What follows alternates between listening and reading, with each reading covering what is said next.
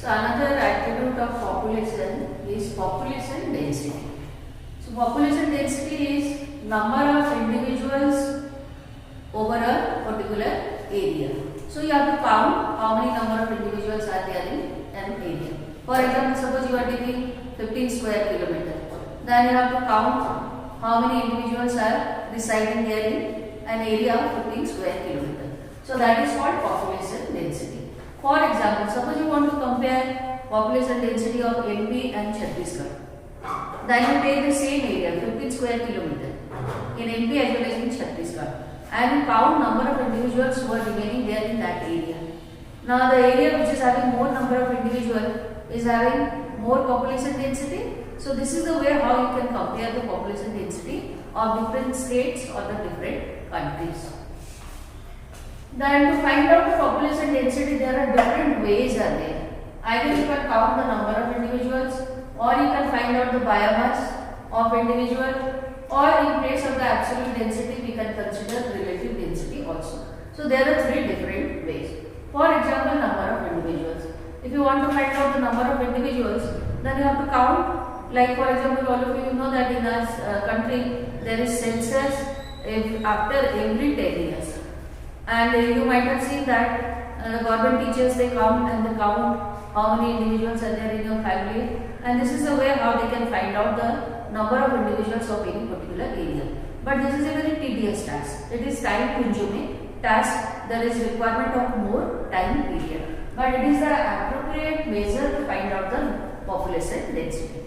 Now the second one is the biomass. Biomass is the total amount of the organic compounds. Now always it is not possible to find out or to count the number of individuals, or in some cases the number of individuals, so that is also not the proper method to find the population density. Like for example, suppose you take one area is there, and in that area 200 Parthenium grass are there, and there is only one banyan tree is there.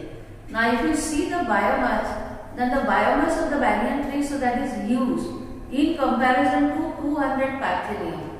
Maybe the number is more, but the carrot grass, these are all the small grass, and the biomass is very less. And whereas the number of the banyan tree is only one, but the biomass is enormous. So the biomass is also one of the measure to find the population density.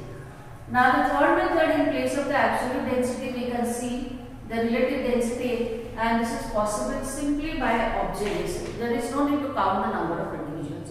Like for example, suppose you take 2 ponds, and in 2 ponds you put the net over a fixed time period.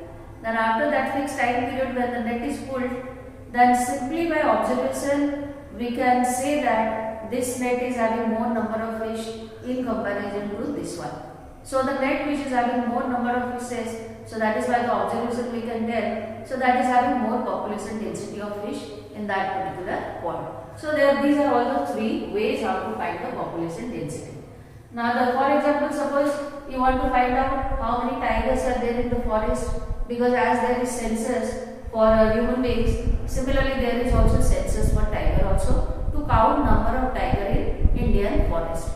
And how the number of tigers that is counted by counting the paw marks.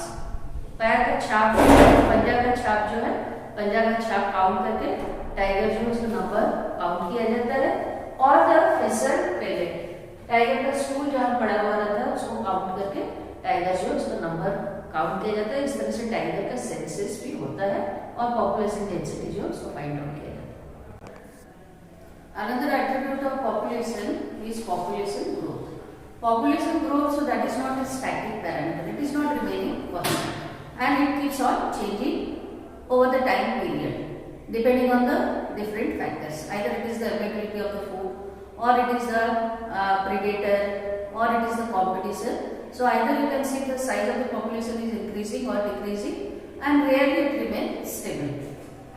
So what are the factors which are responsible to change the size of the population? There are 4 factors are there: natality, mortality, immigration and immigration.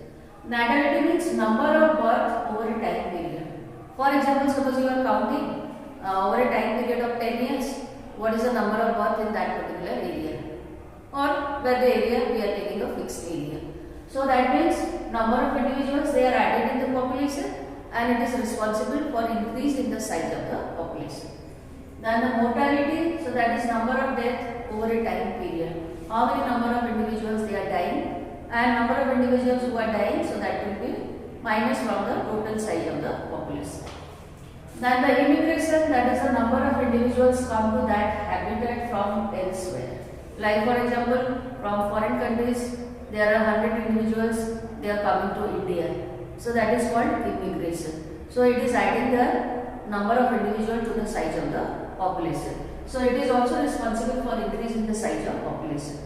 Whereas the immigration, so that is the number of individuals left the habitat and they are gone to somewhere else. So that means number of individuals they are becoming less. So here also the size will be reduced. So natality and immigration, they are responsible for increasing the size of the population, whereas the mortality and the immigration, they are responsible for decrease in the size of the population. And in normal condition, the natality and the mortality, they are responsible to control the size of the population.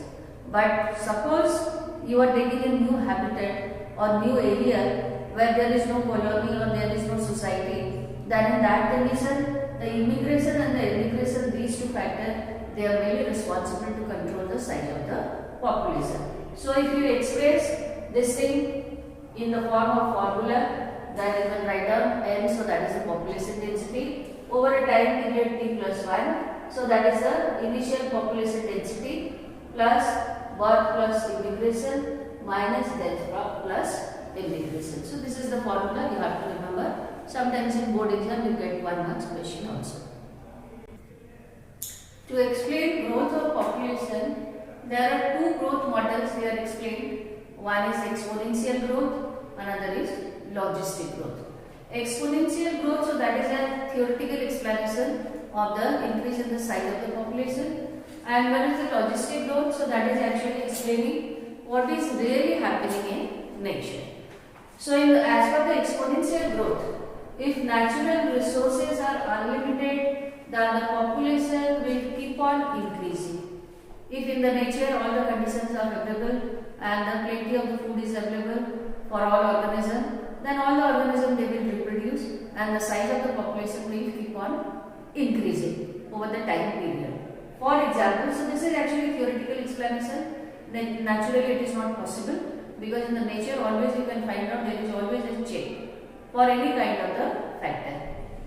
For example, suppose in a laboratory we are growing bacteria in a petri plate. Then we are providing the culture medium. So the proper space is there and the culture medium is provided where the nutrients are there. Now the bacteria will reproduce and multiply its number. If you want to increase again the size of the population, you transfer the bacterial colony to another place or the area which is bigger in size. You provide more amount of the culture medium, then the size will keep on increasing. So that shows the reproductive fitness. Reproductively the organism they are fit, because you know that Darwin has explained survival of fittest. Whoever is the fittest organism in the competition will survive and the weakest one will die. Okay, so here you can see the size of the population will keep on increasing. Initially you can find out the size, the growth, so that is slow. Then it will keep on increasing constantly, because all resources they are available for the growth of the organism. And if you plot, then you can get a J-shaped growth curve. And if you want to express in the form of the formula dn, so that is the population density over the time period t, so that is dt. So birth minus death into population density. And suppose arithmetically you want to express, then the formula will be, you have to remember the formula because you get in board exams. So the formula is dn by dt is equal to Rn, where R is the intrinsic value. Intrinsic value means the increase in the size of the population.